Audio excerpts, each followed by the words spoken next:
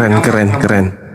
Jadi Masya Allah. alasannya Bang Zuma, saya menjadi mualaf, saya juga mohon sama Bang Zuma agar kami yang mau mualaf ini tetap diberikan istilahnya suguhan bagi mualaf untuk membentengi akidah kami Bang Zuma. Terima kasih Bang Zuma, selamat malam. Assalamualaikum warahmatullahi wabarakatuh. Waalaikumsalam warahmatullahi wabarakatuh. Masya Allah. Tadi di awal yang saya katakan bahwasanya Al-Quran menerangkan innama yatazakkaru ulul albab. Sesungguhnya hanya orang yang berakal sehat yang dapat menerima Islam. Itu Al-Quran tuh yang mengatakan tuh. Jadi kalau tidak berakal sehat, ya nggak bisa sampai ke Islam. Sudah tidak berakal sehat, dipenuhi kebencian, iri dengki, hasad, pengaruh makanan-makanan yang diharamkan, minuman yang diharamkan, ya nggak bisa lah sampai ke Islam. Susah itu. Tapi kalau saudara menggunakan akal, belajar bebal, pelan-pelan, tanpa emosi, tanpa kejengkelan, insya Allah sampai kepada Islam. Silakan yang lain. Makasih Bang Hendrik. Bang Bongkar? Iya Bang, shalom Bang Zuma, selamat malam ya Bang Zuma buat kita semua.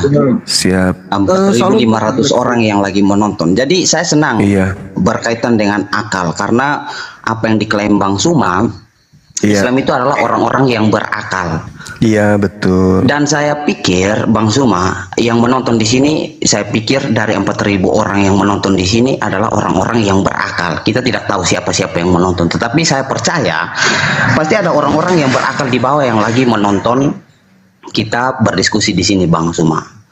Dan yang menjadi bahan pertanyaan dan membuktikan apakah Islam ini berakal, boleh saya bertanya Bang Zuma? Boleh, silakan. Silakan Bang.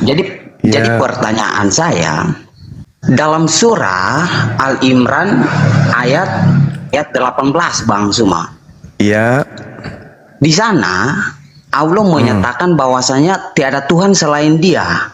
Iya. Dan saya mengingat kembali cara syahadatnya orang Islam menyatakan hal yang sama. Tiada Tuhan selain Allah.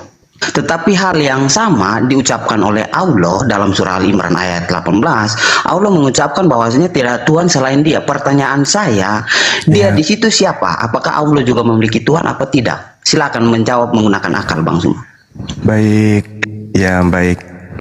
Al-Quranul Karim ketika menjelaskan tentang Allah, menerangkan tentang ketuhanannya, Allah menggunakan kemudian kata huwa, kemudian dia, aku, kemudian nya, dan seterusnya, atau kata kami.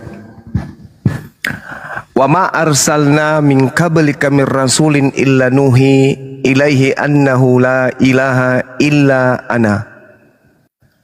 Kami tidak mengutus seorang utusan pun sebelum engkau Nabi Muhammad, melainkan kami wahyukan kepadanya bahwa tidak ada Tuhan yang berhak disembah selain aku. Nah, ketika berbicara tentang penyembahan, maka Allah menyatakan yang harus disembah itu aku. Fa'budni. Fa'buduni. Tidak ada yang lain. Harus aku. Tidak pernah dikatakan sembahlah kami. Itu nggak pernah. Tapi sembahlah aku. Namun kalau menerangkan tentang Tuhan, Allah Subhanahu wa taala menggunakan gaya bahasa yang hanya bisa dipahami oleh orang-orang yang berakal. Syahidallahu annahu la ilaha illa huwa wal malaikatu wa ulul ilmi qaima bil qist. La ilaha illa huwal azizul hakim. Allah menyatakan tidak ada Tuhan selain Dia. Jadi Dia atau huwa atau nahnu, kami, ana, saya, itu merujuk kepada satu hakikat. Ya, silakan. Ya, jadi menurut saya, akal logika saya yang masih sehat ini, Ketika Black Sweet memperkenalkan dirinya Black Sweet itu harus menggunakan kata aku. Itu adalah bahasa Indonesia yang baik dan benar. Kalau kita menggunakan logika kita yang sangat sehat ini, Bang Suma. Jadi pernyataan yang benar menurut saya, Bang Suma, pernyataan yang benar ketika Black Sweet menyampaikan atau memperkenalkan dirinya Black Sweet itu harus menggunakan kata aku. Seperti contoh, Black Sweet menyatakan bahwasanya tidak ada guru selain aku. Aku di situ siapa? Ya Black Sweet itu sendiri, Bang Suma. Saya pikir itu adalah logika yang benar, Bang Zuma. Iya, itu logika orang yang masih punya wawasan di bawah standar. Allah tidak sedang berbicara kepada Nabi Muhammad di sini. Allah sedang menyatakan dirinya, bukan kepada Nabi Muhammad. Dia tidak sedang bercakap dengan Nabi Muhammad, bukan berbicara dengan orang kedua. Yang menarasikan ini adalah Roh Kudus. Ini ucapan Allah. Yang salah kalau saya berbicara kepada saudara dan saya mengatakan tentang saya adalah dia. Salah, karena saya tahu kualitas pemikiran dan wawasan Anda itu rendah. Anda nggak paham, Anda nggak ngerti. Karena Al-Quran Anda ingin pahami dengan bahasa tidak ada guru selain saya. Padahal di dalam Quran surat Taha, ayat yang sudah jelas menerangkan tentang dirinya ketika Allah berbicara langsung dengan sang penerima firman. Apa kata Allah? Innani, wahai Musa, sesungguhnya aku ini adalah Allah. La ilaha illa ana. Berbicara tentang dirinya. Tidak ada Tuhan selain aku. Fa'budni, maka sembahlah aku. Itu Allah sedang bercakap langsung. Bercakap langsung. Yang tadi itu Allah sedang menerangkan, bukan sedang menyatakan kepada oknum tentang dirinya. Dia sedang menerangkan dirinya, menerangkan dalam aspek bahwa tidak ada Tuhan selain dirinya. Tapi ketika dia berbicara ingin menarasikan bahwa tidak ada Tuhan selain dirinya kepada oknum yang wajib mendengarkan itu, maka dia mengatakan ana, innani ana, saya fa'budni illa ana, tidak ada selain daripada saya. Tapi ya kalau hanya modal terjemahan, hanya bahasa Indonesia, hanya bisa ngulik-ngulik biaba, bibi, babi, itu nggak bisa masuk ke Al-Quran. Makanya saya katakan yang bisa sampai ke Al-Quran itu hanya akal, orang yang berakal. Kalau akal-akalan nggak bisa. Bang Suma. Iya, lanjut. Baik, Bang Suma. Bisa besarin saya tidak, Bang Suma? Iya, yang ini saya jawab dulu, Bang. Oh, iya, siap. Yang Anda narasikan itu, yang menyampaikan Al-Quran itu adalah Roh Kudus. Qul nazzalahu ruhul kudus min rabbika bil haqqa. Jadi beliau yang menyampaikan ayat suci Al-Quran itu kepada baginda Rasul Muhammad sallallahu alaihi wasallam. Kenapa tadi dia mengatakan kepada Nabi Musa, innani anallah?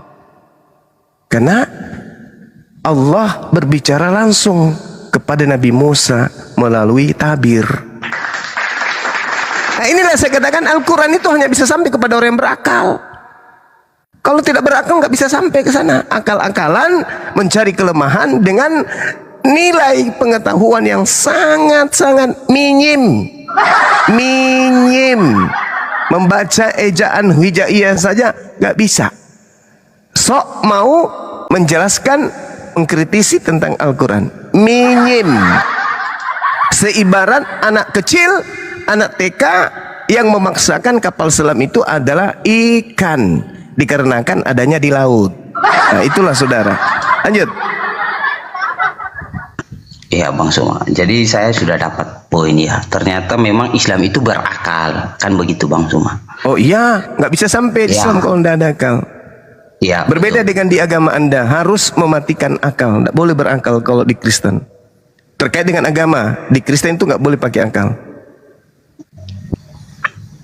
Ya, kita orang Kristen itu harus menggunakan iman, Bang Suma. Jadi itu dia, bagus.